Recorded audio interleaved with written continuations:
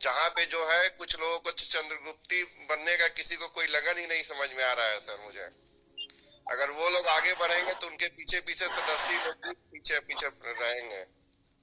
तो सबको थोड़ा थोड़ा इसमें सहयोग की जरूरत है। और इससे अच्छा कोई प्लानिंग हो ही नहीं सकती है। इस प्लानिंग को हम सबको मिल के सफल कर दिया जाए, बनाना चाहिए। यही चाहता, मेरी यही हार्दिक इच्छा है सर। और इस यही किया जाए सर। जय हिंद, जय भारत। मणिभूषण जी ने बहुत अच्छी बात कही। मैं उनका स्वागत करता हूं। और सबसे पहली बात तो मैं ये बताना चाहता हूं कि मणि भूषण जी हमारे साथ ड्यूटी में थे और उन्होंने इतने कम समय में इस कॉन्सेप्ट को बहुत अच्छे ढंग से समझा, क्योंकि उस दौरान मैंने 4 लाइव सेशन किए थे। और उस पूरे उसके दौरान हमने उनको लगातार अपने साथ रखा था। और मैं चाहता था कि वो भी इसे समझें। और जिस तरीके से वो जुड़े हैं उस तरीके से मुझे लगता है कि उस दिन की वो चारों मीटिंग ने उनको काफ़ी अंदर तक झकझोरा। और इतना पावरफुल मॉडल है जिसके तहत आप मुख्यमंत्री और प्रधानमंत्री भी बिना खर्च के बन सकते हैं। तो दूसरी तरफ क्यों देखना, दूसरों से क्यों अपेक्षा करना, स्पेशली जब आपके पीछे चाणक्य की फौज खड़ी हुई है जो आपको हर चीज पका के देने वाली है। इससे अच्छी कोई भी व्यवस्था संभव नहीं है। तो राणा जी, आप भी पहली बार आए हैं, जरा आप भी कुछ बोलिए। हाँ, नमस्कार सर। जी नमस्कार। सर मैं अरुण कुमार राणा हरियाणा से हूँ जी और स्पेशल स्टेट ऑफिसर हूँ सर आपके इसमें संगठन में। जी जी। सर मैं 2 बार राष्ट्रपति अवार्ड से सम्मानित हूँ।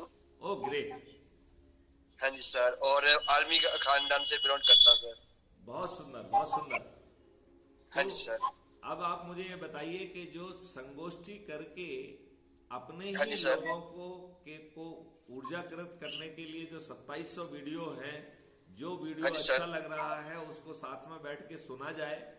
फिर हाँ सामने जी वाले सर। का जो है ना एक रजिस्टर बना के जो है ना उसको सर्कुलेट कर दिया जाए, जिसमें हाँ सर, वो मैं ना। अभी करूँगा। अभी एक्चुअली में सर मैं कहीं बाहर गया हुआ था जी।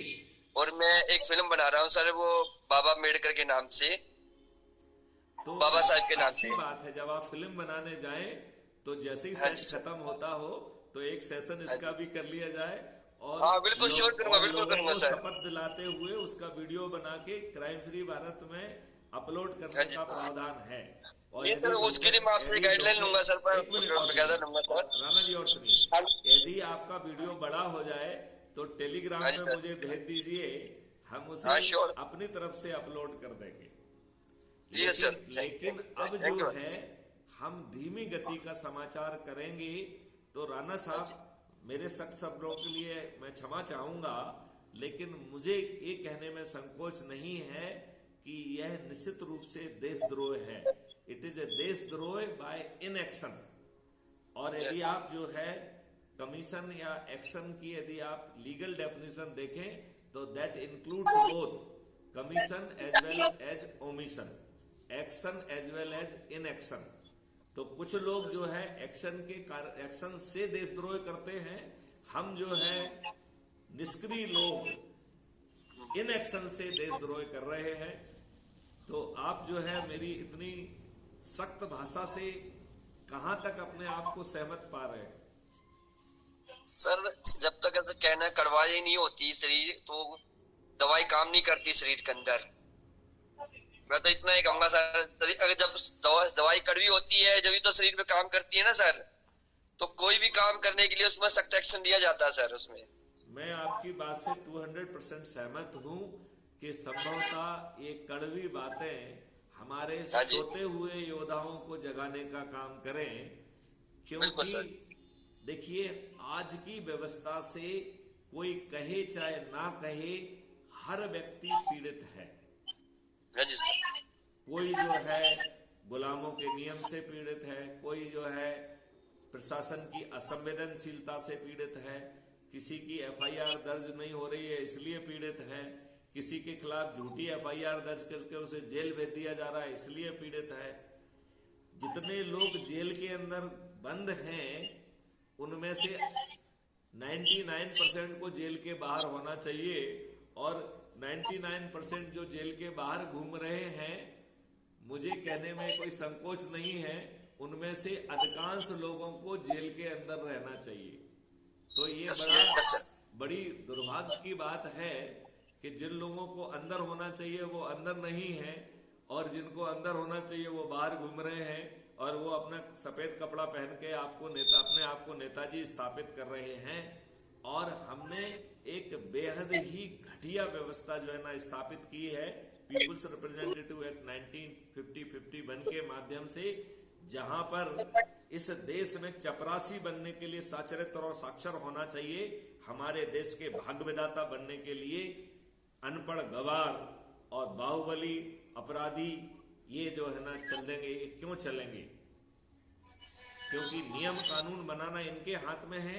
इसलिए सुप्रीम कोर्ट के कहने के बाद, इलेक्शन कहने के बावजूद भी हमारे माननीय नरेंद्र मोदी जी कानून में ये व्यवस्था नहीं कर रहे हैं। तो इसके लिए मैं माननीय नरेंद्र मोदी जी को भी दोषी मानता हूं। यदि वो अच्छे व्यक्ति होते तो कानून में जो है ये व्यवस्था कर देते कि अपराधी खड़ा ही नहीं हो पाता। यदि आपको लगता है कि इनमें से अधिकांश लोग जो है सजायाब होने के बावजूद भी अपील की ऑक्सीजन पे जो है ना सत्ता में बैठे हुए हैं, यदि आपको लगता है कि जब तक जो है ना पूरी तरह से सभी सिस्टम एग्जॉस्ट ना हो जाएं, तब तक जो है व्यक्ति जो है उसे सजायाब नहीं कहा जा सकता है, तब तक उसे निर्दोष होने के अवसर अवेलेबल हैं, तो मैं केवल इतनी ही प्रार्थना करता हूं कि उस बेचारे चपरासी ने क्या गुनाह किया है, उसको भी यही अवसर दे दीजिए। उसने क्या गुनाह किया है? ये सब जो है। और आप ये बताइए कितनी घटिया व्यवस्था बनाई है। आज 3000 से ज्यादा जो है ना पॉलिटिकल पार्टी बनी है जो एक सदस्य को नहीं जिताती हैं। ये कितने घटिया लोग हैं जो अपने लाभ के लिए, अपने सामने जो है ना राष्ट्रीय अध्यक्ष लिखने के लिए, या जो इनको इनकम टैक्स नहीं लगता है तो दूसरों से पैसा लेके और वो इनकम टैक्स उनका बचा के उसका कुछ कमीशन खा रहे हैं। इन कमीशन खोरों को, इन गद्दारों को मुझे लज्जा आती है इन पे। ये अपने आप को पॉलिटिकल पार्टी कहते हैं, ये पॉलिटिकल पार्टी नहीं है, ये दुष्ट पार्टियां हैं। और मैं तो कह रहा हूं कि हमारे उसमें प्रावधान होना चाहिए कि जो यदि एक भी को नहीं जिता पाएगा उसको 10 साल का जो है ना निकाला मिलेगा कि आपने अभी सेवा नहीं की है, सेवा करो, फिर 10 साल बाद मौका मिलेगा।